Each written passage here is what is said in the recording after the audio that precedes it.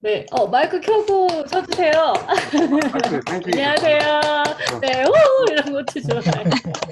아니, 사실 저는 무대 강연 막 이렇게 정식으로 하는 거를 그렇게 좋아하지는 않습니다. 왜냐면은, 제가 무슨 뭐 어떤 스포트라이트를 받는 그런 일을 하고 있지도 않고 또 그래, 그걸 즐겨 하지도 않기 때문에 그래도 이렇게 랜선동에서 사람들하고 만날 때는 뭐 책을 쓴 저자도 좋고 뭐 스마트워크 디렉터도 좋지만 결국에는 그 일을 하는 한 개인인 것 같아요. 그리고 어떻게 일을 더 잘할 수 있을까? 그리고 또 어떻게 결과적으로는 더 나은 삶을 살 수 있을까를 고민하는 사실 같은 사람이기 때문에 좀 더 오늘은 좀 편안하게 이렇게 참여를 했고요. 우선 뭐 제목은 책에서 보셨던 것처럼 이 좀 큰 제목인데 결국은 오늘 앞에서 말씀드렸던 것처럼 스마트워크라는 일하는 방식이 진짜 뭘 의미하는 건지 그다음에 큰 방향들이 어떤 것이 있는지 그리고 오늘은 조금 팁이라든지 제 개인적인 이야기들도 같이 해드리는 자리를 마련을 했고요. 먼저 아마 제일 궁금하신 게 대체 당신이 누군데 일하는 방식에 대해서 이렇게 썼냐라고 생각을 하실 거예요. 뭐 물론 책을 쓰는데 자격이라는 게 필요하겠습니까만은 그래도 제가 하는 일을 조금 공유를 드리면 사실은 경영 컨설턴트입니다. 저는 작가거나 아니면 뭐 그 전문 강사는 절대 아니고요. 제가 하고 있는 일이 정확하게 있고요. 뭐 최근에 이 책을 이제 모아서 쓰기는 했지만 본업은 이렇게 그 우리나라의 중견이나 사실은 중견 대기업들이 많이 진행을 합니다. 그래서 일하는 방식을 좀 바꾸고 싶어. 우리 회사가 뭔가 열심히 일을 하는데 근데 효과는 혹은 효율은 별로 안 나는 것 같아라고 했을 때 어떤 부분에 문제가 있는지 어떤 부분에서 지금 효율이 좀 없는지 이런 것들을 실제로 리서치를 하고 분석을 하고 하는 컨설팅 일을 주로 하고 있고요.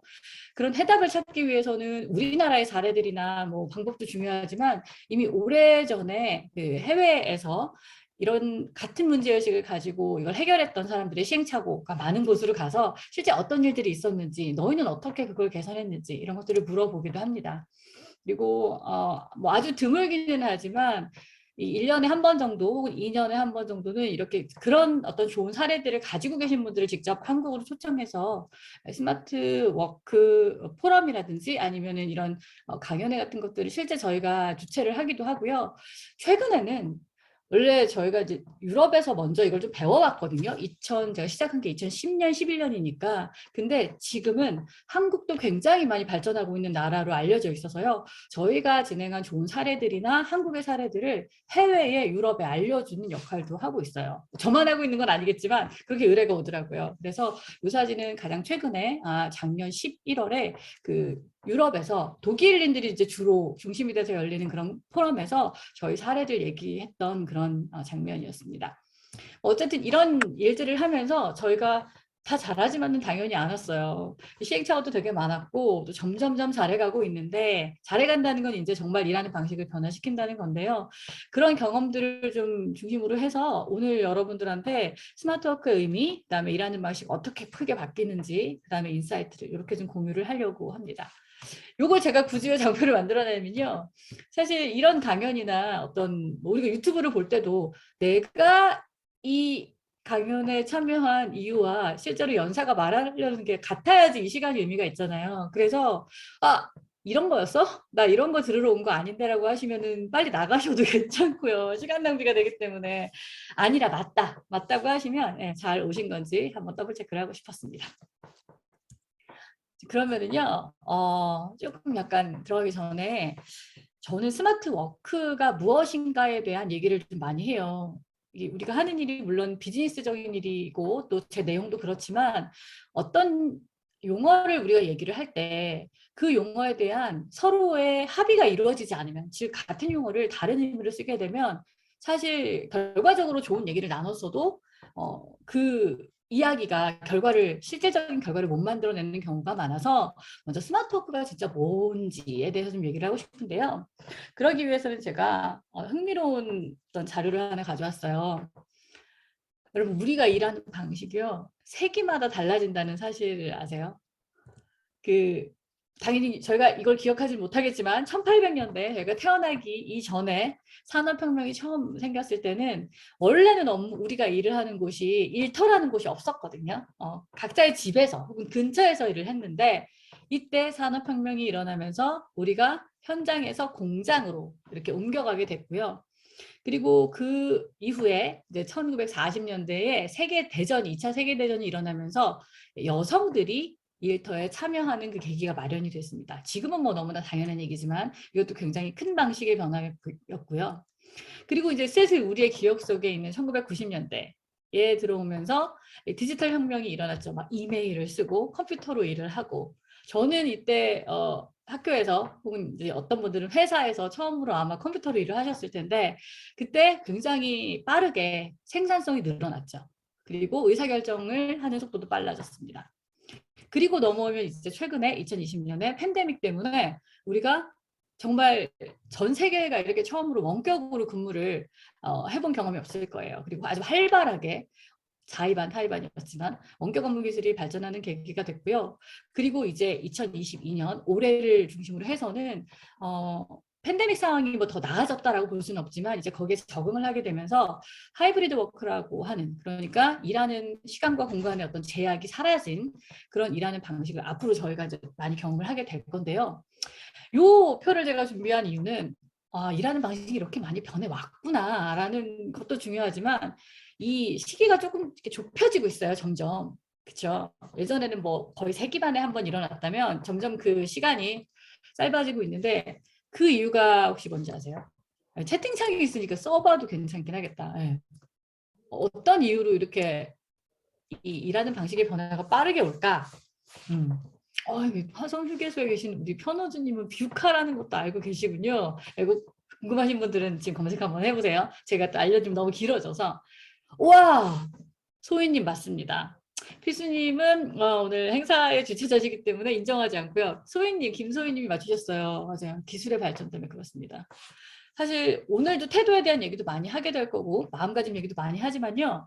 사실 기술이 어떻게 달라졌느냐, 얼마나 좋아지느냐가 우리의 업무 방식에 가장 크게 영향을 미치는 것 중에 하나이긴 합니다. 그렇게 기술이 좋아지면 일하는 방식도 변하지만 또 그 일하는 방식에 영향을 주는 다른 하나가 있는데요. 바로 일에 대한 우리의 자각이에요. 혹시 이 말 들어보셨나요? 우리나라에서는 대퇴사 시대라고 해서 말씀을 하시는 분들도 계시고 이미 뭐 영어권이나 미국에서 처음으로 이 말이 나온 것 같은데요. 이 팬데믹이 이제 점점 진정세에 접어들었잖아요. 2022년 이후에 22년 되면서 그러면서 자발적으로 회사를 그만두는 사람들이 정말 많아졌다고 합니다. 재밌는 게 이게 꼭 뭐 Z세대나 M세대들만의 이야기일 거라고 생각을 하시지만 그렇지는 않아요.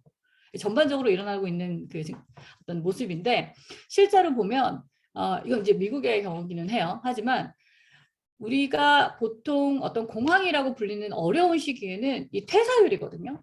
퇴사율은 내려가요. 그렇죠? 어떻게 해서라도 이 직장에 내 몸을 이렇게 유지하고 있으려고 하는 경향이 강해지는데 보시는 것처럼 유난히 이번에 있어서는 그렇지 않고 이 퇴사율이 확 올라가기 시작을 했습니다. 물론 이 이유에는 이제 여러 가지 이유가 있지만 우리가 일하는 방식이 확 바뀌면서 정말 일이라는 게 뭔가 일을 그동안 우리가 제대로 해왔던가 이런 어떤 반성 혹은 어떤 회고의 시간들이 좀 많았던 것 같아요. 그런 이유도 있었던 것 같고 또 다른 거는 이제 리모트 워크 그동안은 원격 근무를 하다가 다시 이렇게 회사로 돌아와서 이제 우리 코로나가 잠잠해졌으니까 다시 회사로 돌아와라 라고 하는 회사들이 많아지면서 그만두겠다고 하는 그리고 실제로 그만두려는 사람들도 되게 많이 늘어나고 있는 거죠. 오늘 주제가 리모트 워크는 아니지만 굉장히 큰 키워드인 거는 확실한 것 같습니다. 실제로 한번 좀 그래프를 보니까요. 이거는 이제 전 세계를 좀 대표한다고 할 수 있는 그런 표인데요.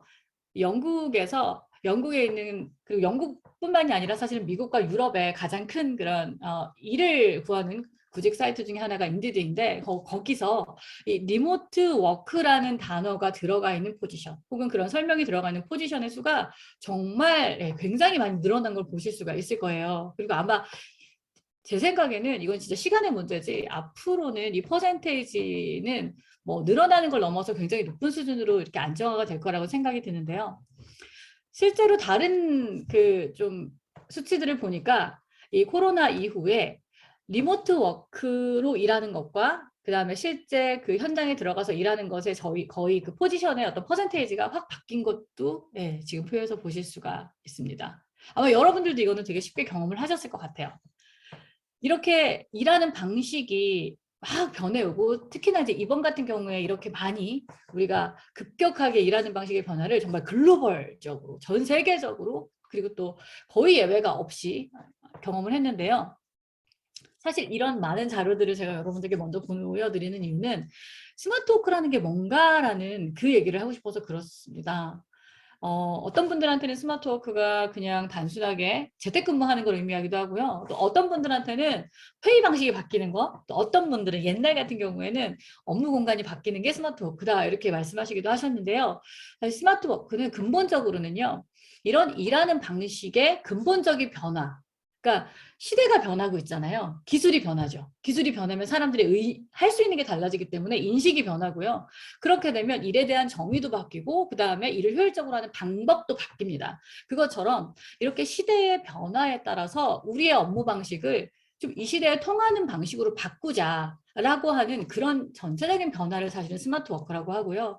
그래서 각 회사들이나 아니면 개인들이 말하는 그런 여러 가지 방법론들 사실은 그것 이퀄 스마트워크는 아니고 그것들을 총칭하는 것을 스마트워크라고 오늘을 저는 계속 이렇게 얘기를 하게 될 것 같습니다. 이걸 조금 더 여러분들이 좀 명쾌하게 이해할 수 있도록 정리를 해보면 결국은 조직 전반의 효율 그리고 효과를 높이기 위해서 좀 시대에 통하는 업무 방식으로 변화하는 거 이렇게 정리를 할 수가 있는데요. 근데 여기서 여러분 한번 채팅을 한번 남겨봐 주세요. 가장 중요한 키워드가 하나 있습니다. 뭘까요? 네. 뭐 이거는 내 생각하기 나름이니까 아무거나 적어주셔도 될 것 같아요. 스마트워크의 정의에서 가장 중요한 단어가 키워드가 하나 있습니다. 이게 뭘까요? 네. 너무 많이 생각하시면 틀리실 거예요. 네. 효율, 효율도 같고 나다롱님은 조직, 효율, 시대, 굉장히 시각이 독특하십니다. 효과, 효과도 좋네요. 시대에 조사까지 포함해서 자율성, 자율성이라는 단어가 없는데요. 연희님 다른 장표 보고 계신 것 같습니다. 업무 방식, 그치 업무 방식도 중요한 단어인데 답이 앞에서 나왔어요. 나다로움님이 맞추셨습니다. 조직이에요, 조직. 왜냐면 조금 말장난 같지만 여러분 중요한 거는 의미니까 저희가 스마트 워크하고요. 워크 스마트하고 스마트 워크를 좀 구분을 해요. 왜 구분을 하냐면 스마트 워크와 워크 스마트의 가장 큰 차이는요. 조직 전반의 효율을 지향하냐 아니면 개인의 효율을 지향하느냐입니다. 아까 워크 스마트, 스마트하게 이제 일하는 것이라고 했을 때 그럴 때의 워크 스마트라는 뜻은 내가 주어진 시간 안에 주어진 일을 하는 데 있어서 어떻게 해야 내가 효율적으로 일을 할 수가 있지? 좀 더 같은 시간 안에 얼마나 더 일을 잘할 수 있을까를 내 개인 차원에서 고민을 하는 거죠. 이건 아마 학교 다닐 때 굉장히 많이 고민하셨을 거예요. 그죠? 우리가 같은 시험을 보고 같은 내용을 공부하지만 더 잘하기 위해서는 그 개인적인 차원의 효율을 좀 고민했어야 하니까. 근데 스마트워크는요. 그러니까 저희가 컨설팅을 하고 다루는 스마트워크는 이 개인들의 차원은 거의 다루지는 않습니다. 기본적으로 이 개인들은 개인이 바뀐다고 해도 그 개인의 문제이기 때문에 사실 큰 영향력이 있기가 어렵고 이건 좀 교육이라고 봐요. 그래서 그보다는 어떤 누가 들어와도 이 시스템 안에서는 이 조직 안에서는 이전보다 더 높은 어떤 생산성을 만들 수 있는 효율을 높일 수 있는 그런 것이 무엇일까? 이걸 고민하고 그걸 할 수 있는 방법들을 회사에 적용을 하는 게 스마트 워크인 거죠. 네. 그리고 물론 당연히 시대에 맞아야 되고요. 그다음에 결과적으로 효율적이어야 하고 생산성도 높아야 됩니다. 조금 이 차이를 이해를 제가 되게 설명을 드렸나요? 네, 손짓으로 해주셔도 좋고 채팅으로 뭐 난 잘 모르겠다 이러셔도 좋고요. 공유하면 지금 해제한 거 맞습니다. 제가 잠깐 제 얼굴 좀 보시라고. 네, 오케이 좋습니다. 자, 이 정도의 이해를 좀 가지고 가야 되는데요. 아까 전에 제가 보여드린 장표에서 사실은 가장 중요한 키워드 하나가 빠졌어요. 그러니까 제가 아직 안 보여드렸어요. 그게 뭐냐면 이 바로 스마트 워크에서는요. 속도보다는 방향이 훨씬 더 중요하다는 겁니다. 그러니까 어떤 제도라든지 방법론을 도입해서 빨리 적용하는 거 물론 좋죠. 좋은데 그렇게 해서 방향이 틀렸을 때는 정말 다른 방향으로 잘못된 방향으로 빨리 나가기 때문에 뭐 너무 당연한 말일 수도 있지만 스마트워크는 큰 방향이 어떻게 달라지고 있는지 그러니까 우리가 일하는 방식이 어떻게 달라지고 있는지를 전반적인 큰 눈으로 알고 계시는 게 훨씬 더 중요하고요. 그게 나에게 감이 잡힌 다음에 오히려 방법론들은 우리가 맞는 방식으로 선택을 하시거나 아니면 뭐 만들어내셔도 됩니다. 그 다음에는 얼마든지 빨리 갈 수가 있고요. 사실은 그게 핵심이고, 그러기 위해서 오늘 제가 준비한 내용의 두 번째의 키, 어떤 두 번째의 큰 어떤 꼭지는 바로 어떻게 우리가 일하는 방식이 변해가고 있는가예요. 즉, 앞에서 속도보다 방향이 중요했는데, 자, 그렇다면 이 방향이 어떻게 변하고 있어? 이걸 말을 해드려야 되잖아요. 그래서 두 번째에서는 이 어떻게 일하는 방향이 바뀌어가고 있는지 그 얘기를 좀 해드리겠습니다. 사실 책을 많이 읽으셨고, 그리고 또 책의 목차만 봐도 알 수 있기 때문에 저는 전체적인 흐름을 가지고 조금 속도감 있게 나가보겠습니다. 첫 번째는요, 바로 리모트 워크예요. 이게 앞에서 나왔던 계속적인 키워드, 즉 일하는 시간과 장소, 방법의 제약이 사라지고 있다는 건데, 이게 사실 왜 이 세 가지가 다 사라지지? 지금 우리 장소만 달라지는 거 아니야? 라고 많이 하시는데, 저희가 굉장히 오래전부터 이 리모트 워크를 혹은 재택근무를 하는 회사들을 봤잖아요. 봤는데, 처음에는 일하는 장소에 조금 더 여유를 주면서, 뭐 집이나 혹은 다른 공간에서 일을 할 수 있게 해줘요. 그렇게 장소가 바뀌면 그 다음에 너무나 자연스럽게 일하는 시간의 어떤 패턴이라든지 시간이 좀 바뀝니다. 그리고 그 다음에는 자연스럽게 일하는 방법이 달라져요. 그렇기 때문에 이 지금의 여러분의 재택근무나 혹은 뭐 리모트 워크, 하이브리드 워크는 궁극적으로는 일하는 방식에 대한 어떤 제약을 사라지게 하는 그런 처음 시초가 된다고 좀 할 수 있는데요. 이 리모트 워크 하면 제일 많이 예전에 들었던 얘기가, 그거는 뭐 IT 회사들이나 아니면 문화 좋은 외국 회사들이나 하는 거지 라고도 말씀을 많이 하셨는데, 사실 이제 이 얘기는 너무너무너무 옛날 얘기가 됐어요. 그래서 여러분이 생각하고 계시는 아주 전통적인 제조업이나 혹은 전통적인 오프라인 업무, 중심 업무들도 실제 보시는 것처럼, 뭐 저는 이해를 돕기 위해서 조금 큰 회사들만 가져왔지만, 여러분의 주변에 같은 일을 하고 있지만 리모트 워크로 하고 있는 회사들이 굉장히 많고요. 또 반대로 리모트 워크를 충분히 할 수 있음에도 불구하고 그렇게 하지 않고 있는 회사들도 굉장히 많습니다. 하지만 중요한 건요, 절대치가 아니라 방향이 어느 쪽으로 가고 있는가, 어떤 방식의 일하기가 더 많아지고 있는가를 좀 보시면 되고요.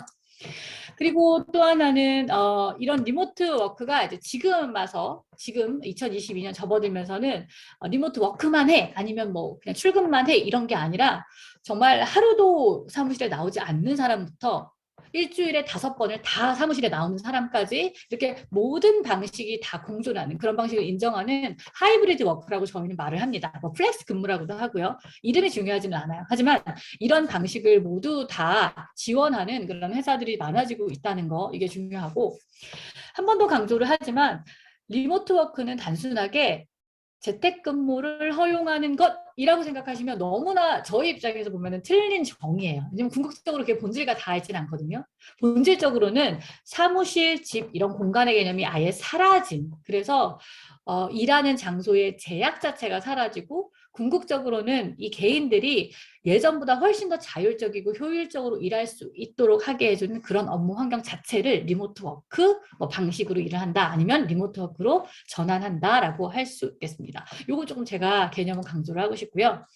그래서 너무너무 잘하고 있는 회사들이 많은데, 뭐 오늘은 그 회사들의 어떤 사례를 분석하는 자리는 아니니까, 요 그림은요, 이미 뭐 코로나 아주 이전부터 리모트 워크를 해왔던 한 회사의 이제 홈페이지 블로그에 들어가면 나오는 장면인데요.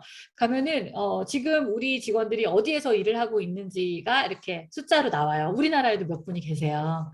근데 이게 회사가 무슨 추적 장치를 달아서 로그인을 하면은 자동으로 이렇게 되게 하는 게 아니고요. 이거는 직원들이 스스로 이제 나 여기서 오늘 이번에는 여기서 일해, 지금 다 여기서 일하고 있어 하면서 스스로 이제 자기의 위치와 사진을 공유하는 곳인데, 뭐 이것도 재밌지만 사실 더 강조를 하고 싶은 건, 이 리모트 워크 체제로 변하게 되면요, 사람들이 흔히 생각하는 게 그냥 뭐 이런 자유로움만 조금 허용을 해주고 재택근무할 수 있는 환경만 좀 조절해주면 되지 않나라고 생각을 하지만, 실제로는 그렇지 않아요.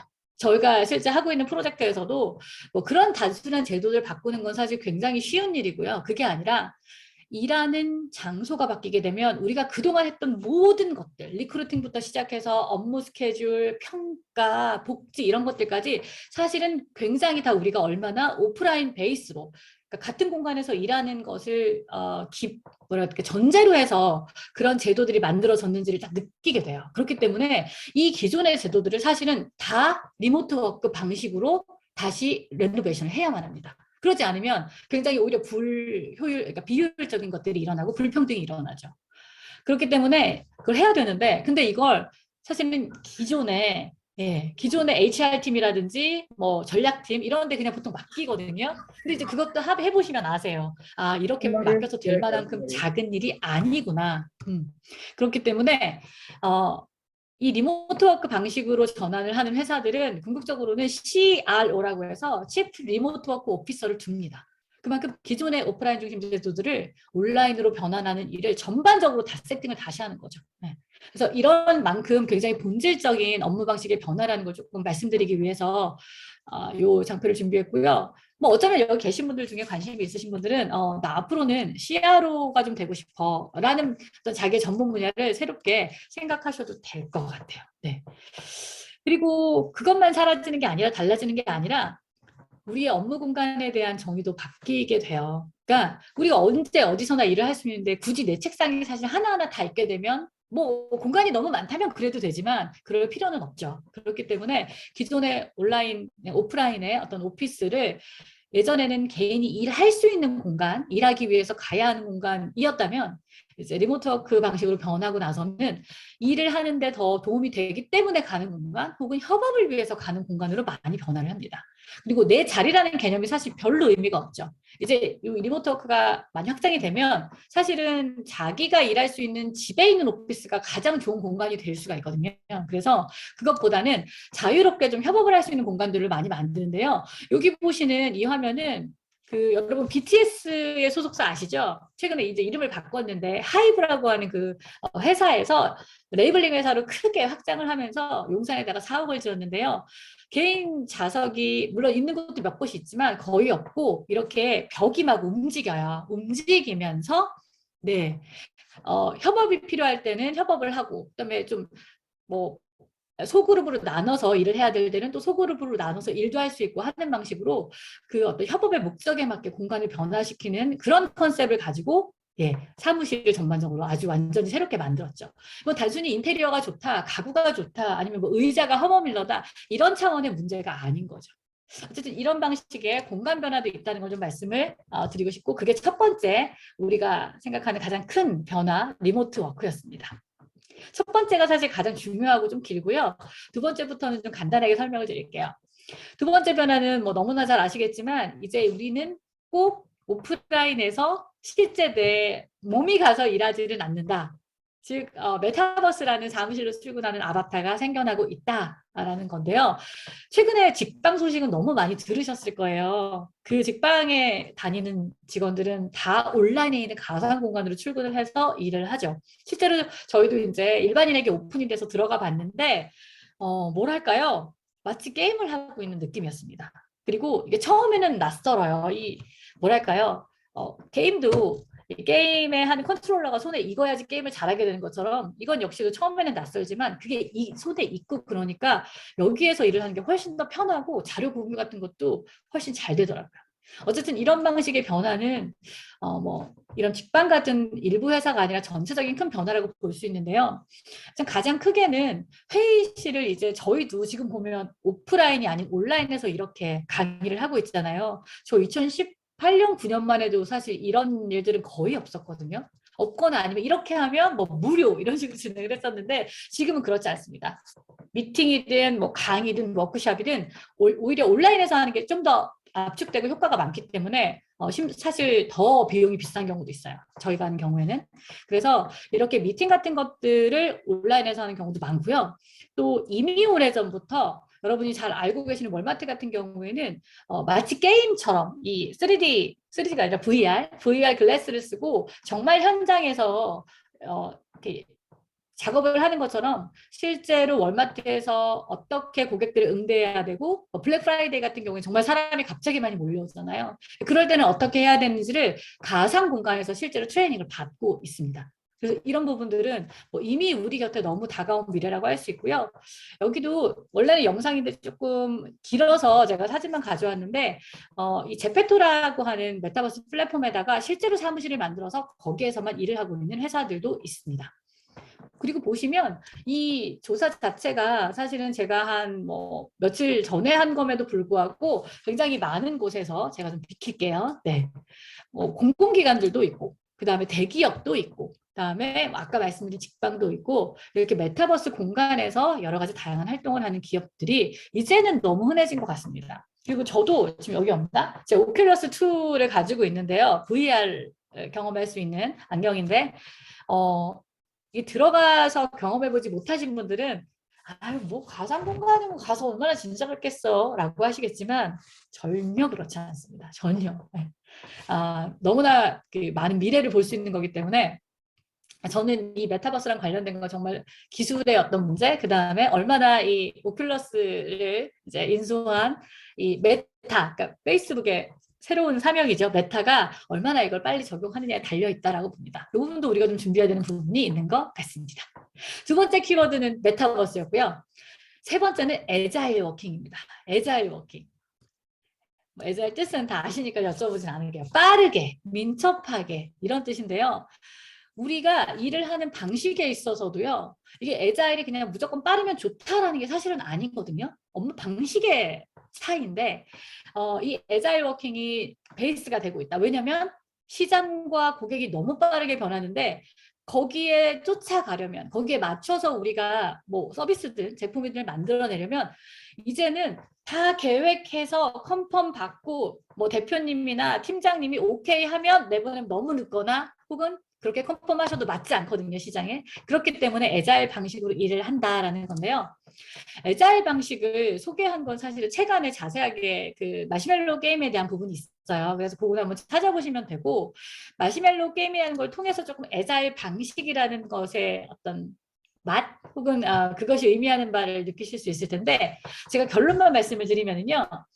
이 마시멜로 탑쌓기 게임이라는 걸 하면 많은 그룹에 있는 사람들이 이 게임에 참여를 했는데요. 결국은 MBA 학생들이 가장 성과가 낮았어요. 제일 못 쌓았고 즉 많이 무너뜨렸고요. 유치원생들이 성과가 제일 좋았거든요. 그러니까 전문적인 그런 탑쌓기나 물리적인 지식을 가진 그런 전문가들 제외하고요. 근데 그 이유는 뭐였냐? MBA 학생들은 이 마시멜로 탑을 쌓을 때 마지막에 다 계획하고 탑 만들어 놓고 마지막에만 마시멜로를 딱 올려서 타다당 지금 보시는 것처럼 무너뜨렸지만 유치원생들은 그렇게 하지 않고 처음부터 마시멜로를 올려놓으면서 금방금방 어떤 상황에서 무너지는지를 바로바로 알 수 있었다는 거죠. 그러니까 즉 시장을 바로바로 캐치했기 때문에 결과적으로는 더 성과가 높았다. 이게 결론인데요. 그래서 애자일 워크 하면은 말 뜻은 빠르게 신속하게지만 사실 그거의 핵심은 뭐냐면요. 그냥 빠르게가 아니에요. 그게 아니라 보시면 우리가 원래 일을 보통 하는 방식은 3개월이 뭐가 주어지면 기획하고 디자인하고 그 다음에 설계하고 테스트하고 그 다음에 시장에 짜잔 내보내는 방식이었습니다. 그렇죠? 뭐 분야가 달라도 아마 이건 비슷할 거예요. 그런데 애자일 방식은요. 이걸 후루룩 빨리 하는 게 아니에요. 그게 아니라 이 3개월이라는 사이클을 아주 확 압축해가지고요. 1개월이나 혹은 사실 2주 정도로 줄여버립니다. 줄여서 얘를 굉장히 빠르게 그냥 시장에 내놔요. 그러면 당연히 엉성하겠죠. 근데 뭘 알 수 있냐? 이런 게 팔리는 제품인지 아니면 고객들은 우리가 생각한 거랑 전혀 다른 생각을 하고 있는지 어떤지를 확 금방 알 수 있습니다. 내부에서 몇 주 고민하지 않아도 돼요. 그래서 그렇게 한 사이클을 돌린 다음에 그 피드백을 받아서 그걸 가지고 다시 이 사이클을 돌리는 거죠. 그러면 더 개발이 그러니까 더 시장에 맞는 제품이 개발이 돼서 나오고 그렇게 2번, 3번, 4번을 하면서 같은 3개월 아니라고 해도 훨씬 더 시장에 적합한 고객들이 원하는 제품을 만들어내는 거. 이게 핵심인데요. 근데 이건 맞출 수가 없어요.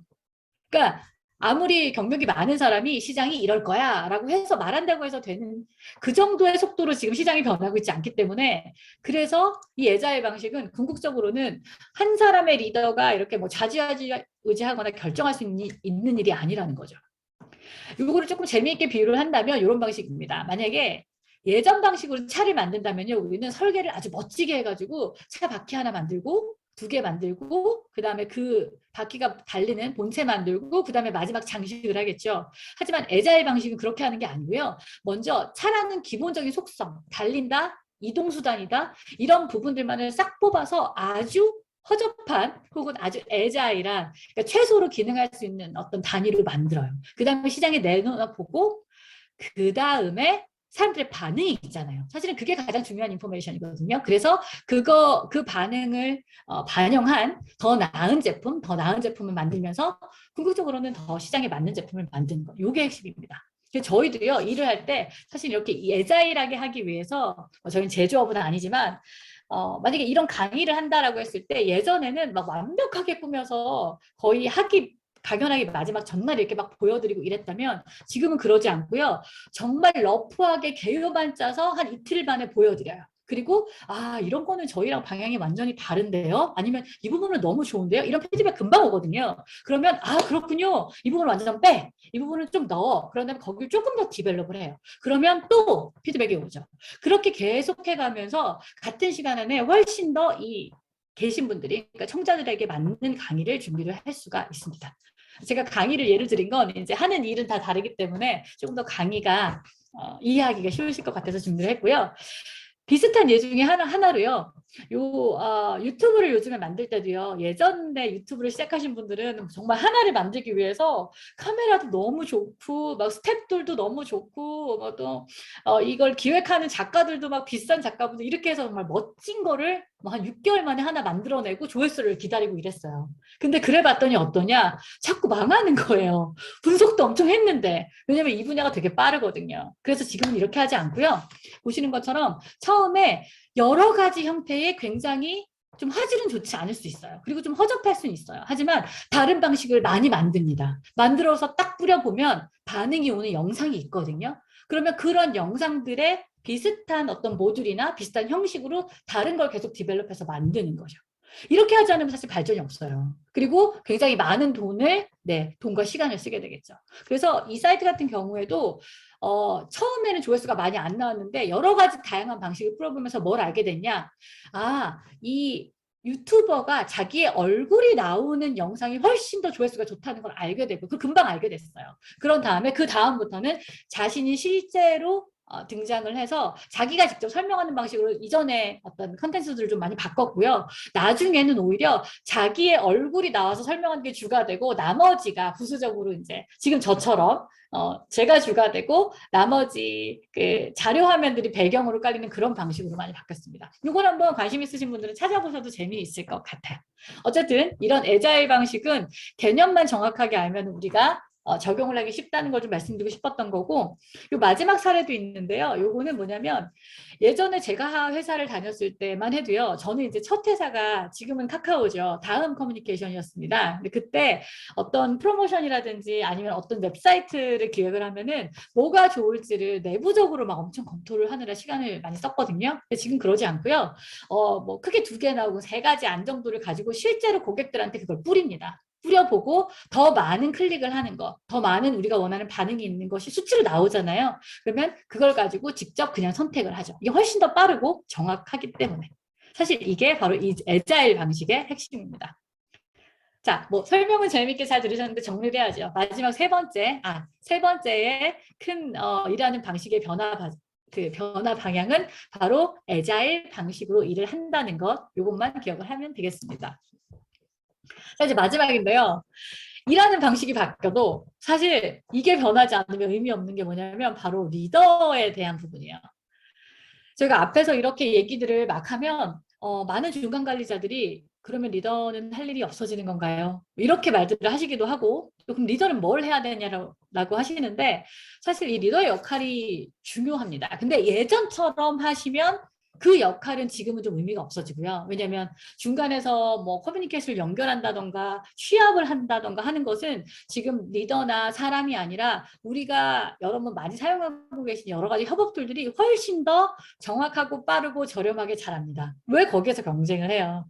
근데 리더가 해야 되는 오히려 다른 역할들이 있는데 그게 뭐냐면 바로 이 구성원들의 자율성을 어떻게 하면 확대시킬 수 있을까? 혹은 이들의 감정을 어떻게, 정서를 어떻게 케어할 수 있을까? 사실 이 두 가지 역할은 아무리 좋은 협업들도 할 수가 없는 거거든요. 그래서 이 두 가지 부분에 이 리더의 역할이 좀 집중이 돼야 되는데요. 그거를 설명을 드리기 위해서 제가 간단하게 이건 제가 만들어낸 개념은 아니고 이 리더십 스타일에 체스마스터형과 정원 사형이 있답니다. 간단하게 말씀드리면 체스마스터형은 리더는 체스판에 체스를 두는 체스 마스터라고 생각을 해요. 그리고 직원들은 여기 위에 놓여있는 말들, 그리고 우리가 일하는 곳은 말판이라고 생각을 하죠. 체스판. 그렇기 때문에 리더가 다 결정을 해서, 왜냐면 리더만 보이니까요. 어디에 뭐가 있는지. 그리고 직원들은 구성원들을 스스로 움직이지를 못하기 때문에 내가 옮겨줘야 하는 그런 지시를 해야 하는 스타일이라고 생각을 하는 게 이제 체스마스터형 리더십이고요. 정원 사용은 조금 달라요. 판 자체를 다르게 봅니다. 그래서 우리가 일하고 있는 이 일터는 사실 정원과 같은 곳이고 구성원들은 하나하나의 식물체다, 생물체다. 그렇기 때문에 스스로가 어떻게 성장해야 하는지, 그 성장 자체가 목적이기도 하고요. 그리고 어떻게 해야 자기가 잘 자랄 수 있는지를 잘 알고 있고 스스로 자라기 때문에 사실 리더가 해줘야 되는 일은 이들이 필요할 때 물을 주거나 거름을 주거나 뭐 햇빛이 너무 강하면 그걸 막아주거나 하는 이런 서포터의 역할이다라고 하는 관점입니다. 근데 여기서 반전은요. 이 두 개가 뭐 정원 사용이 더 좋다? 체스마스터형이 더 좋다? 이건 아니에요. 이 두 개의 리더십 모두가요. 사실은 특정 산업 분야라든지 특정 조직에서 다 결과를 만들어냅니다. 하지만 여기서 포인트는 뭐냐면 점점점 구성원들이 이 말레 체스터 같은 어떤 그러니까 체스의 말 같은 성격이 아니라 이 정원에 있는 나무와 좀 더 비슷해진다고 하는 건데요. 그것 때문에 정원 사용이 좀 더 유리하다고 하는 거, 이게 핵심인데 왜냐면은 지금 예전하고 비교했을 때 사실은 구성원들의 입장에서 가장 크게 달라진 점은 정보예요. 그러니까 정보의 어떤 양 자체가 굉장히 많아져서 중간에 누군가가 리더가 그걸 관리하거나 결정할 수 없는 시대에 살고 있고요. 그 다음에 그걸 할 수 있다고 하더라도 그 정보를 아는 사람이 리더만이 아니에요. 그렇기 때문에 이미 그 정보 자체가 의미가 없습니다. 그러니까 내가 혼자 알고 있는 게 아니기 때문에 그렇기 때문에 좀 더 어느 방향으로 나가야 하는지를 잘 알고 있는 식물에 비유했을 때 좀 더 이렇게 맞는 거죠. 그래서 체스마스터형 리더보다는 사실 정원사용 리더가 지금의 시대에 성과를 내기에는 좀 더 유리하지 않은가라는 게 이 두 가지 비교의 결국은 저희의 결론인데 그런 의미에서 봤을 때는 이 식물이 즉 구성원들이 자유롭게 일을 하게 하는 게 되게 중요해요. 저희는 자율성이라고 부르는데요. 근데 여기서도 자율성이 과연 뭐야? 라고 하는 그 정의에 대한 얘기가 되게 중요합니다. 왜냐하면 보통 자율성이라고 하면은요. 뭐가 생각이 나세요? 아마 전 보장컨대 저희가 이제 실제로 많이 설문조사도 하고 인터뷰도 했기 때문에 자율성 하면 생각나는 그 그림 중에 하나는 자 이제는 내가 너희들한테 자유를 줄게 한번 알아서 제한 시간 내에 여기까지 한번 딱 해봐 그리고 이렇게 가만히 뒤에서 잘 보고 있는 그런 리더들을 생각하시는 분이 뭐 조금 과장하면은 거의 3분의 2 이상이 됩니다. 그런데 자율의 진짜 의미는 그게 아니고요. 이 인터뷰가 영상이라서 조금 길어서 제가 핵심만 가져왔는데요. 모든 개인들은 그들이 일을 할 수 있는 자기만의 방식이 있어요. 그러니까 잘할 수 있는 자기만의 방식이 있다는 거죠. 똑같은 일을 해도 똑같은 성과를 내는 것이라고 해도 어떤 사람들은 A에서 B 지점으로 달려가는데 운전을 하는 게 더 유리한 사람이 있고요. 어떤 사람은 운전을 못하기 때문에 그것보다는 자전거를 타고 가는 게 더 빠른 사람도 있습니다. 뭐 제가 너무 간단하게 비유했지만 이렇게 모두가 다 방식이 다르기 때문에 자율성이라는 건 이 개인이 우리가 원하는 공동의 목표나 성과를 만들어내는데 결과를 만들어내는데 가장 그 사람에게 유리한 방식이 뭔지를 스스로 알아내게 그걸 도와주는 거고요. 그러기 위해서 필요한 지원이 있을 거잖아요. 예를 들면 저 같은 경우에는 IT로 하는 게 훨씬 더 저는 빠르거든요. 그러면 저에게는 굉장히 좋은 컴퓨터가 필요합니다. 좋은 사양에. 근데 그거를 만약에 우리 회사는 평등하게 다 모두에게 똑같은 사양의 컴퓨터를 주겠어라고 하면 사실 저는 제가 가지고 있는 저만의 성과 방식, 성과를 이루는 굉장히 빠른 방식을 서포트 받지 못하게 되는 거죠. 과연 이게 평등일까요? 전 회사 입장에서 봐도 이거는 좀 손해보는 거인 것 같은데 어쨌든 그래서 이 자율성에 대한 정의를 여기서 조금 한 번 더 짚고 넘어가고 싶고요. 이걸 자율성이라고 했을 때 그러면 우리는 어떻게 우리와 함께 일하는 사람들에게 자율성을 줄 수 있냐, 자유를 줄 수 있냐, 엄청 대단한 위임을 하거나 혹은 굉장히 좋은 어떤 환경을 구축해야 되거나 그렇지 않아요. 사실 이 세 가지 원리만 기억하시면 되는데요. 먼저 저희가 실제로 컨설팅을 했을 때 직원들이 자유롭게 일을 하지 못하는, 그 자기만의 일을 잘하는 방식을 적용하지 못하는 이유 첫 번째는요. 일을 왜 하는지 모르기 때문이었어요. 그러니까 내가 왜 일을 하는지 몰라. 이게 아니라 아니 우리 팀장님이 아니면 뭐 우리 부장님이 이 일을 하라고 했는데 내가 정확하게 이 일이 어떤 맥락에서 지금 진행이 되고 있는 건지 우리가 이만큼의 어떤 매출을 올려야 한다는데 왜 그게 되게 중요한 포인트인지를 전체적인 거에서 모르는 거예요. 그렇기 때문에 움직이지를 못하거나 혹은 어떤 방법을 적용하지 못하는 경우가 많았습니다. 그래서 첫 번째는요. 일을 할 때 조금 더 지금보다 이 일을 내가 왜 하는지, 우리 팀이 왜 이 목적을 지금 전차적으로 받았는지, 그리고 우리가 왜 이걸 달성하는 게 중요한지, 유관된 부서에서는 그러면 어떤 영향을 받게 되는지 이런 업무의 목적이나 의미를 이전보다 조금만 더 시간을 들여서 설명해 주세요. 뭐 한두 시간 설명하는 거 직원들도 원하지 않습니다.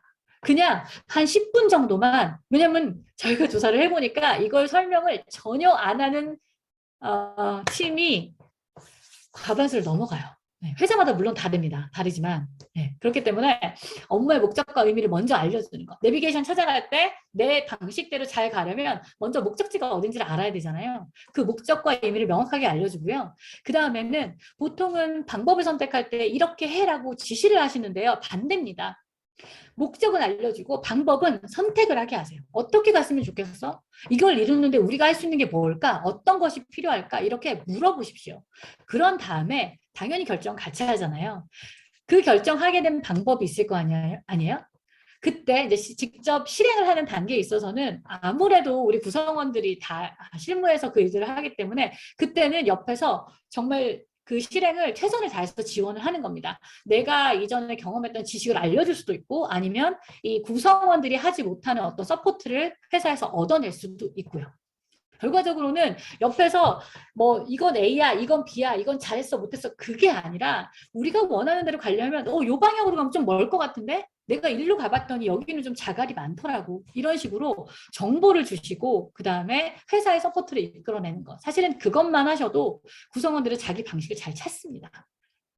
오늘 이 이야기가 어떤 특정 포지션의 이야기가 아니기 때문에 조금 더 추상적이긴 하지만 이 생각을 가지고 아마 여러분들이 지금 내 일을 생각해 보시면 좀 답이 나오실 것 같고요. 또 한 가지 중요한 건 이렇게 일하는 방식이 달라지면, 즉 아까 기술 발전 때문에 달라진다고 말씀을 드렸잖아요. 그러니까 지금 기술이 좋아졌기 때문에 이제는요 오히려 구성원들이 어디서 힘들어하냐면 일하는 사람들이 일의 속도는 엄청 빨라졌는데 나는 거기에 계속 못 미치는 것 같은 그런 어떤 감정 때문에 훨씬 더 힘들어해요. 그리고 내가 제대로 일을 하고 있나? 이런 것 때문에. 그렇기 때문에 리더가 해야 되는 역할 두 번째 중요한 건요. 바로 그 구성원들의 감정 케어를 해주는 겁니다. 뭐 감정 케어가 이 심리학을 하는 사람들 혹은 정신과 상담 의사처럼 해결해 주라는 게 아니고요. 현재의 상태를 계속 물어봐주고 그 상태에 대해서 지금 어떤 것들을 하고 있는지 그리고 우리는 지금 어떤 것들을 할 수 있는지를 그냥 같이 얘기해 주는 것만으로도 사실은 굉장히 충분합니다. 다만 여기 제가 적어놓은 것처럼 꼭 이런 어떤 감정 케어를 해주실 때는 온라인이든 오프라인이든 1대1로 해야 된다는 거. 전체 다 모아놓고 야 너네 힘든 거 있으면 다 얘기해봐. 이런 거는 절대 되지 않아요. 그래서 1대1로 해야 된다는 거. 그 다음에 일에 대해서 자꾸 묻다가 그냥 한 번 정도 근데 뭐 쉽게 할 수 있겠어? 어렵지는 않겠어? 이게 아니라 주객을 바꿔서 지금 이 일을 하는데 결과는 결과고 이 일을 하는데 개인적인 어려움은 어떤 게 있는지 어떤 부분에서 가장 지금 힘든 것들이 있는지를 정서를 중심으로 좀 먼저 물어보시는 그런 대화가 필요하다는 거고요. 그 다음에 주기적으로 보면 이건 사실 통계치로 나온 건데요. 2주에 한 번 정도씩 계속 직원들이 구성원들이 불안해하는 어떤 감정들이 올라옵니다. 그렇기 때문에 2주에 한 번 최소한 30분 정도는 우리 팀원들이나 혹은 우리 같이 일하시는 분들을 중심으로 해서 개별 미팅을 정서 중심 어떤 대화들을 하시는 것. 이것이 리더가 되게 해줄 수 있는 감정 케어에 굉장히 단순하지만 효과가 좋은 방법이라서 설명을 좀 해드리고 싶었습니다. 자, 이렇게 저희가 4가지 정도를 봤어요. 전체적인 큰 흐름. 리모트 워크가 중요해진다는 거. 그렇죠? 그것부터 마지막 여기 리더의 역할이 바뀐다는 것까지 좀 살펴봤는데 아까 제가 좀 소개를 해드렸던 것처럼 근데 지금 당장 우리가 할 수 있는 게 좀 떠오르질 않아요. 고민을 많이 해야 될 것 같아요. 이런 분들을 위해서 지금 여러분이 실천할 수 있는 약간 실무자를 위한 스마트 워크를 한 2가지 정도 간단하게 준비를 해봤는데요. 짧습니다. 먼저 첫 번째는요. 기존의 보고 체계가 굉장히 많다거나 혹은 많지 않아도 이 보고라는 것 자체 때문에 내가 혹은 우리 구성원들이 시간을 좀 많이 쓰고 있는 것 같다. 근데 그게 그만큼 효율이 없다라고 생각이 되신다면요. 가능한 많은 보고를 공유로 바꾸시는, 공유 방식으로 바꾸시는 것도 방법입니다. 이게 무슨 말이냐면요. 네. 뭐 크게 어떤 돈을 쓰실 거 없이 팀 단위나 혹은 부서 단위에서 유료도 많고 이미 사용하고 계신 그 인트라넷에 있는 어떤 공유 폴더나 공유 문서 기능이 있을 텐데요. 그런 것들을 활용을 하셔가지고 전체적으로 공유 체계를 만드는 겁니다. 즉 어떤 이벤트를 했는데 그 이벤트를 했을 때 결국 보통 기획서 쓰고 보고서 쓰고 중간 보고서 쓰고 그러잖아요. 근데 그게 아니라 그 일의 시작부터 마지막까지 이 모두가 접속해서 모두가 수정할 수 있는, 편집할 수 있는 그런 공유 폴더나 문서를 만드셔서 거기에다가 내용들을 사실은 적는 거예요. 그러면서 내가 뭐가 궁금할 때 혹은 내가 어떤 걸 보고하고 싶을 때 보고회라는 어떤 시간을 기다리는 게 아니라 바로 거기에다가 적용을 하고 나도 필요한 자료가 있으면 바로 거기를 보는 거죠. 그래서 저희 같은 경우에는 실제로 요거 이제 보여드릴 수 있는 것만 좀 편집을 가공을 했는데요. 저희 같은 경우에는 개인이 사용하는 폴더는 없습니다. 그러니까 나만 쓰는 문서라는 건 아예 존재하지 않아요. 그래서 공유 폴더에 우리가 하고 있는 모든 일들이 들어가 있어서 물론 내가 관여돼 있지 않은 일도 있죠. 하지만 그것도 역시 들어가면 볼 수 있습니다. 물론 이제 인사라든지 이런 거랑 관련된 문서들은 공유 폴더에 보관하지 않습니다. 그런 거는 전혀 다른 별개의 문제이기 때문에 그런 것들을 제외한 일과 관련된 모든 것들은 다 공유 폴더에서 공유를 하고요. 이거는 실제로 저희가 저희 문서를 보여드릴 수는 없기 때문에 그냥 예로 보여드리는 겁니다. 예로. 이거 저희가 실제로 스터디를 하고 있는 그 문서인데 거기도 비슷한 방식으로 하기 때문에 어떤 부분에 대한 어떤 자료나 리서치나 현재 진행 상황이 있으면 그런 것들을 이렇게 문서를 만들어서 공유 문서를 만들어서 누구나 접속을 할 수 있고요. 어떤 부분에 어떤 게 궁금하거나 잘못됐거나 수정해야 된다거나 추가적인 게 필요하다고 하면 그분에게 메일을 막 뭐 캡처를 해서 보내거나 이러는 게 아니라 바로 그냥 여기다가 쓱 그 부분을 정리해서 이렇게 제가 씁니다. 뭐뭐는 수치가 좀 약간 틀린 것 같은데 수정해 주세요. 누구누구님? 이러면 그분에게 자동으로 메일이 가고 자동으로 알람이 가면서 그분도 별거 다른 걸 할 필요 없이 그냥 여기 와서 댓글을 쓰시기만 하면 돼요. 그리고 그런 부분들이 사실은 여기 나와 있는지 모르겠는데요. 네. 히스토리가 모두가 남습니다. 언제, 누가, 어떤 부분을 어디서 어떻게 바꿨는지, 외부로 공유를 했으면 어떤 그 서버에서 공유를 했는지까지 모두가 다 나오거든요. 그렇기 때문에 문서의 보안이라든지 아니면 뭐 문서가 모두가 쓰니까 날아갈까? 이런 걱정은 전혀 하지 않으셔도 됩니다. 어쨌든 너무 좋은 기능들이 지금 개발이 많이 돼 있다는 거. 그래서 보고 대신에 많은 보고들이 이렇게 공유 방식으로 바꾸시면 시간적인 어떤 효율이 엄청 많이 늘어나요. 그렇기 때문에 이걸 좀 추천을 드리고 또 하나 이렇게 공유 방식을 이용할 수 있는 게 뭐냐면 사실 프레젠테이션인데요. 저 같은 경우에도 지금 여러분들이 오늘 보셨던 이 프레젠테이션이나 아니면 저희가 쓰는 보고서 있잖아요. 그러니까 저희 클라이언트에 쓰는 보고서 보통 그런 걸 할 때 저희가 이전 방식대로 하면은요. 요거는 시간이 한 최소 일주일은 걸립니다. 예를 들면 3개월이나 6개월 프로젝트는 정리할 것도 많고 관여되는 수치도 많기 때문에 디자이너까지 또 같이 합사를 하게 되면 뭐 일주일은 거뜬히 걸리는데 저희는 지금 이런 거는 3일이면 합니다. 충분히. 어떻게 하느냐. 만약에 예를 들면 이거는 이제 실제 저희 보고서는 아니에요. 가상의 다른 보고서인데요. 비슷하게 만든. 이렇게 저희가 보고서를 쓰게 되면 결과적으로는 이 보고서지만 사실 초안은 이렇게 하지 않잖아요. 그럼 초안은 이 보고서를 발표하는 저나 가장 높은 사람이 씁니다. 뭐 1번은 이런 내용을 듣고 2번은 이거, 3번은 이거 이렇게 왁구를 잡죠. 그러면 이 부분에서 통계 분석이 들어가는 부분이 있거든요. 그러면 그거는 제가 누군가에게 의뢰를 해야 되잖아요. 이걸 달라고. 그걸 말하는 게 아니라 그 통계 분석 담당자가 자기가 자료를 뽑아서 여기다가 그냥 올립니다. 바로. 공유문서니까 누구나 올릴 수 있거든요. 그리고 또 중간에 만약에 예산과 관련된 이슈가 있다 그러면 예산 담당자가 혹은 그걸 잘 아시는 분이 그 장표를 만들고요. 여기다가 넣고요. 만약에 중간에 보다가 제가 문제가 있으면 이 담당자분한테 여기다가 이렇게 쓱 표시를 해서 예산 담당자님 저희 원래 예산이 뭐 한 3천 정도 더 많았던 것 같은데 확인해 주세요. 이렇게 바로 쓰죠. 그럼 그분이 바로 보고 다시 수정을 하고요. 시스템과 관련해서 자료가 필요한 거는 또 여기다가 이렇게 시스템 담당자가 본인이 이제 가장 빠르게 이렇게 넣으실 수가 있고요. 디자이너는 이 전체적인 것들을 보면서 계속 변해가는 걸 보면서 이 디자인적인 부분의 자료도 모으고 중간중간에 이렇게 디자인도 실제로 이제 저희랑 거의 동시에 진행을 합니다. 이렇게 하면 뭐 빠르면 사실 하루 만에 되는 경우도 있고요. 반복되는 보고서는 외부 클라이언트한테. 그리고 그렇지 않은 것 같은 경우에는 이전보다는 한 50%에서 60% 정도는 시간이 줄어들어 버려요. 이게 바로 보고를 하지 말고 공유를 하면 좋은 실질적인 이점이었습니다. 그리고 실질적으로 하실 수 있는 방법이었던 것 같고요. 이 두 번째는 동시적으로 진행하는 업무를 최대한 줄이는 겁니다. 이게 무슨 말이냐. 사실 이거는 책을 읽으신 분들은 조금 아실 텐데 아니신 분들은 전혀 감이 안 잡히실 수가 있을 텐데요. 동시적 업무라는 게 뭐냐면요. 지금 저희가 하고 있는 것도 동시적인 업무예요. 이게 만약에 업무적인 얘기를 하면. 그러니까 우리가 제가 보내는 메시지가 상대방에게 전달이 되는 그 시차가 전혀 없는 방식 있잖아요. 뭐 대면 회의도 그렇고 화상 회의도 그렇고 전화 통화도 그럴 거고요. 이런 것들은 동시적 업무 방식이고 반대로 비동시적인 업무 방식도 있습니다. 상대적으로 그거는 메시지를 보낸 다음에 이 메시지가 서버나 어딘가에 저장이 되거나 남아 있어서 그 메시지를 읽는 사람 간에 이 시차가 발생해도 괜찮은 것들. 그러니까 메신저라든지 이메일이나 음성 녹음해서 이렇게 보내놓으면 나중에 틀어보실 수 있잖아요. 반복적으로. 그런 것들을 바로 비동시라고 하는데요. 재밌는 건요. 우리가 온라인이 아닌 그러니까 한 사무실에서 그냥 오프라인으로 같이 한 장소에서 일을 할 때는 동시적 업무 방식이 빠릅니다. 그리고 효과적이에요. 그런데 점점점 많은 구성원들이 온라인으로 일을 한다거나 아니면 같은 공간이 아닌 다른 공간에서 일을 할 때는 오히려 이 동시적으로 일을 하시면 여러분들 완전 멘붕에 빠지게 되세요. 그러니까 더 훨씬 더 비효율적이 된다는 거죠. 왜 그러냐?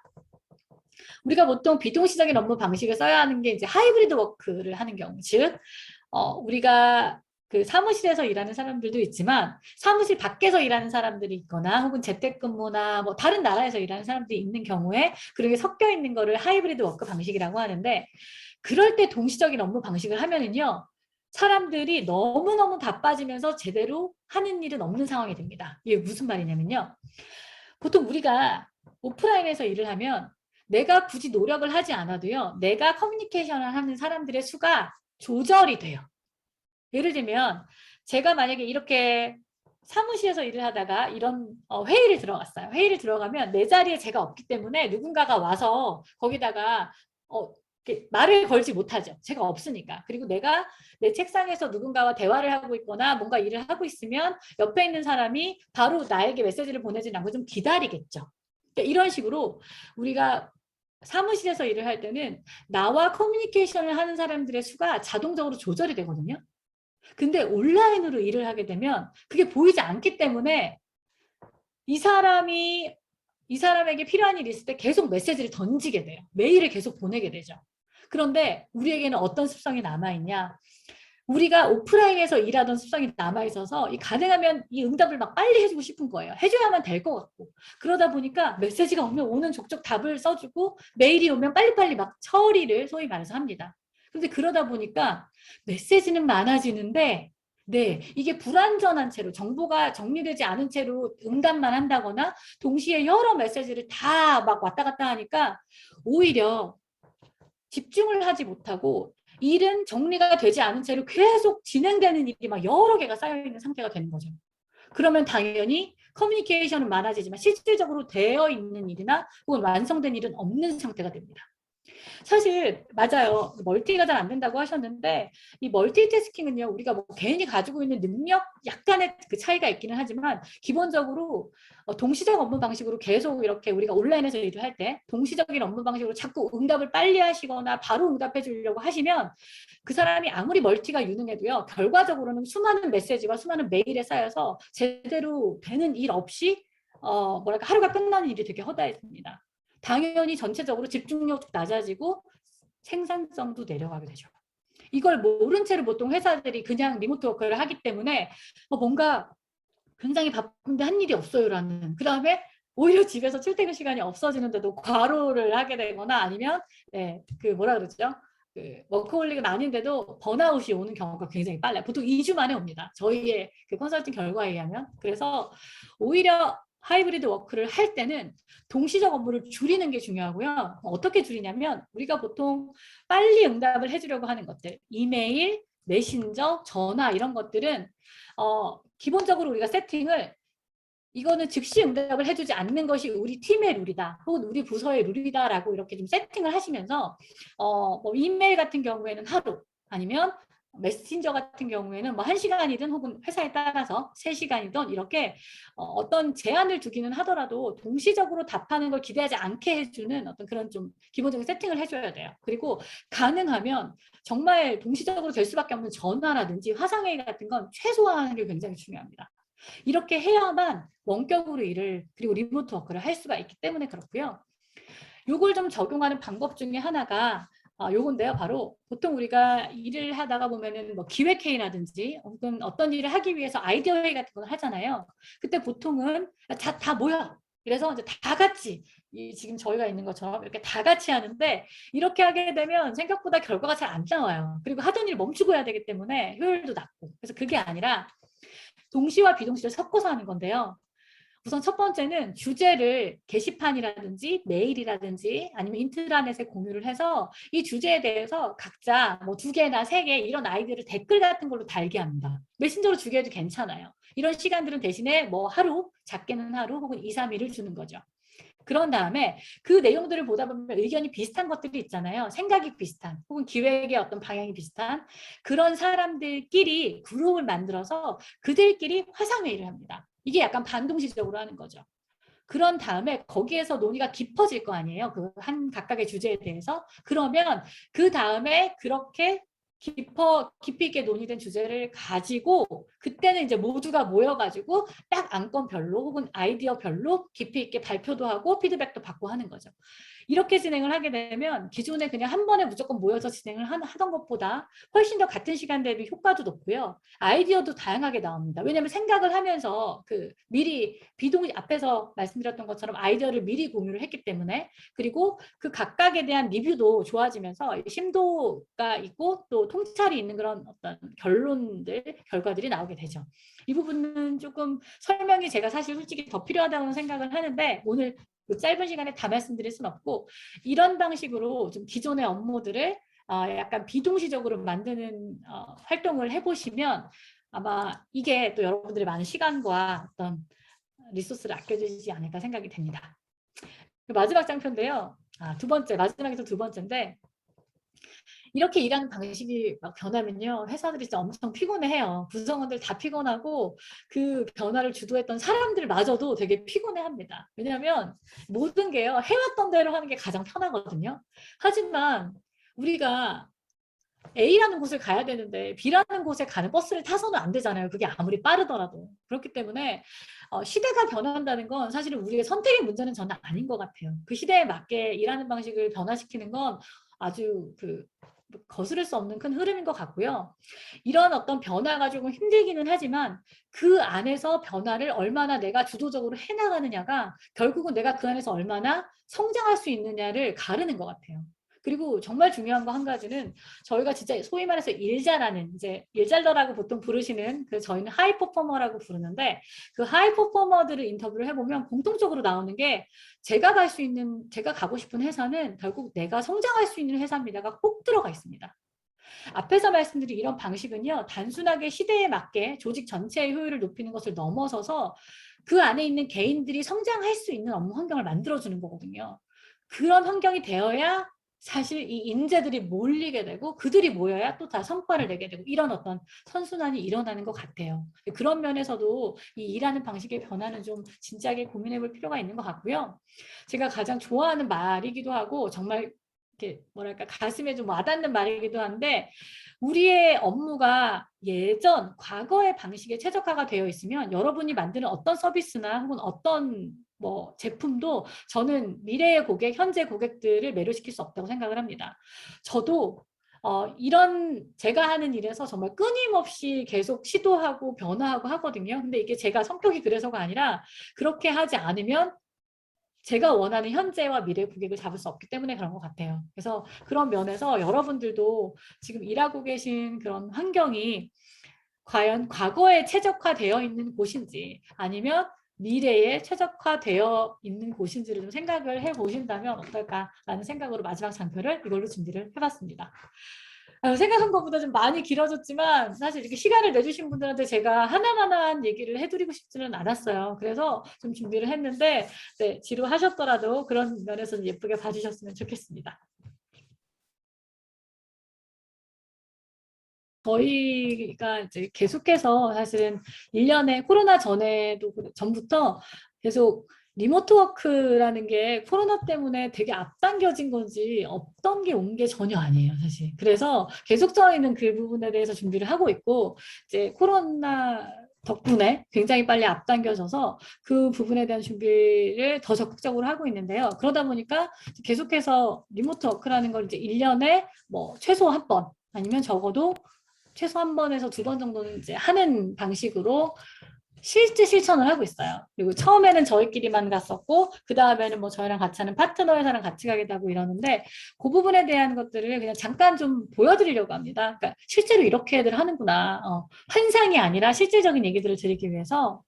그래서 이 날짜를 보시면 이제 작년 겨울에 시작을 해가지고 저희가 실제로는 3개월 정도였고요. 2개월에서 3개월 정도였고요. 그 전체적인 루트를 보시면 크로아티아 시작으로 해가지고 밀라노 들렸다가 말라가로 바로 갔다가 마르세유, 보르도, 파리 이렇게 해가지고 전체적으로 찍고 왔고 참여하는 멤버들은 좀 그때그때마다 다르기는 했습니다. 가장 길게 한 사람이 저 제외하고는 2개월 동안 같이를 이제 했고요. 이 리모트 워크를 왜 해야 되냐라고 이제 왜 굳이 이걸 해야 되냐? 저는 좀 한 달 살기랑은 약간 다르거든요. 근데 글로벌 리모트 워크, 해외로의 리모트 워크인데 그 이유 중에 하나는 일단 지금 일하는 방식이 바뀌고 리모트 워크나 아니면 재택근무가 그 확장이 되고 그러면 제일 먼저 변하는 건 뭐냐면 인력이 이제 더 이상 본사가 있는 주변 사람들로 한정되지가 않아요. 더 좀 심하게 말씀드리면 한국인들끼리만 일하지 않는다는 얘기거든요.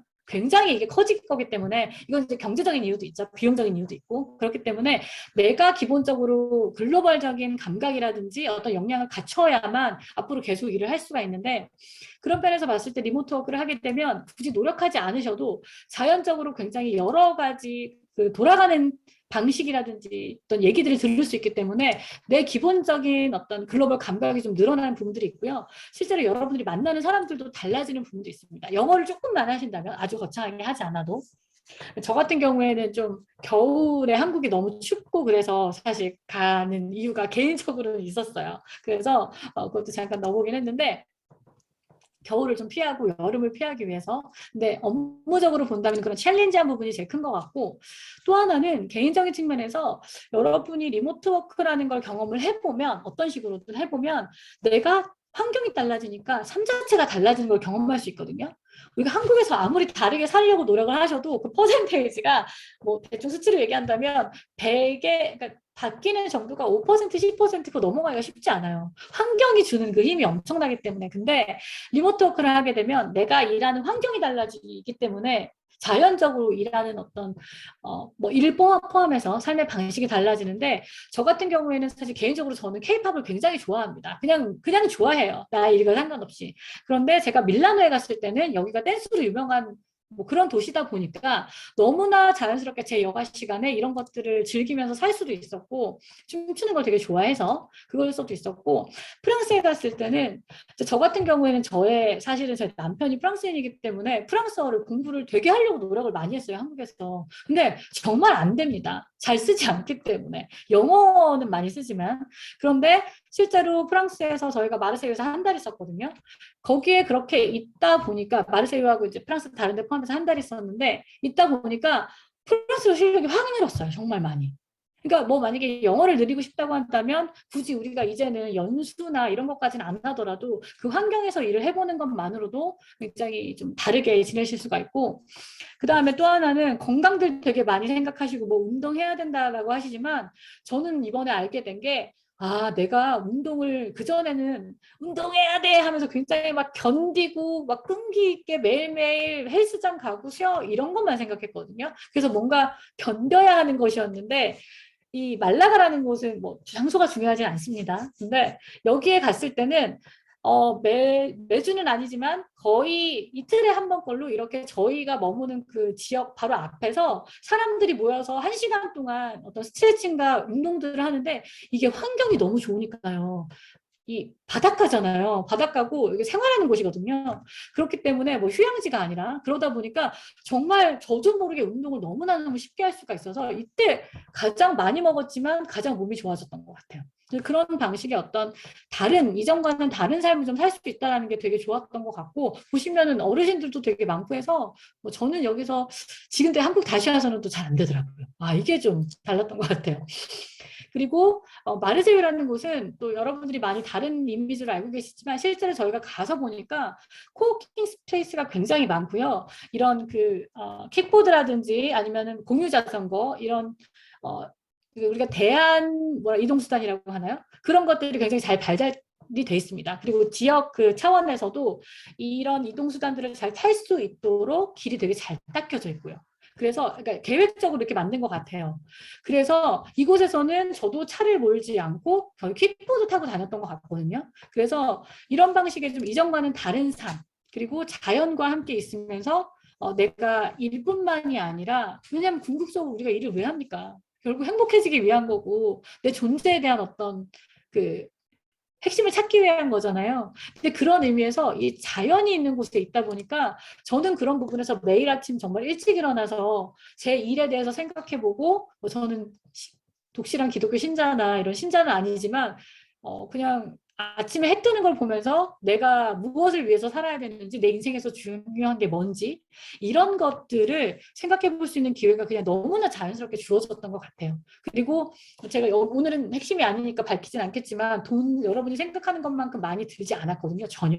그렇게 세 달 살 수가 없어요. 관광처럼은. 그래서 굉장히 그 비용적으로도 사실은 휴가 때 가는 거 보다 더 적은 돈으로도 할 수 있는 것이 리모트 워크이기도 해요. 그래서 저는 좀 기회가 어렵지만 되신다면 그냥 한국의 어딘가에 가서, 사실 거의 베이케이션인데 그걸 또 워케이션이라고 하면서 놀는 분들도 많이 있더라고요. 근데 저는 그쪽 카테고리는 아니에요. 진짜 일을 해야 되거든요. 근데 그런 차원에서 봤을 때 여러분들이 이 리모트 워크라는 것을 통해서 좀 나의 삶에 대해서도 생각해 볼 수 있고 일에 대한 경쟁력도 높이는, 궁극적으로는 그런 기회를 좀 맞으셨으면 하고요.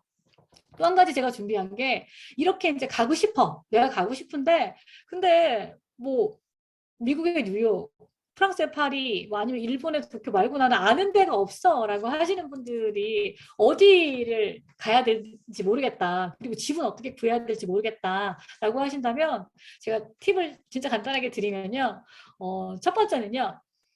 모든 나라에는 퍼스트 도시 말고요. 세컨 도시가 있습니다. 세컨 도시가 웃기다. 세컨 시티가 있습니다. 그러니까 우리나라라면 서울이 아니라 뭐 경기도의 어디라거나 아니면 부산이라거나 혹은 제3의 도시 정도. 프랑스라면 파리가 아니고요. 리옹이나 뭐 마르세유나 보르도 같은 곳이에요.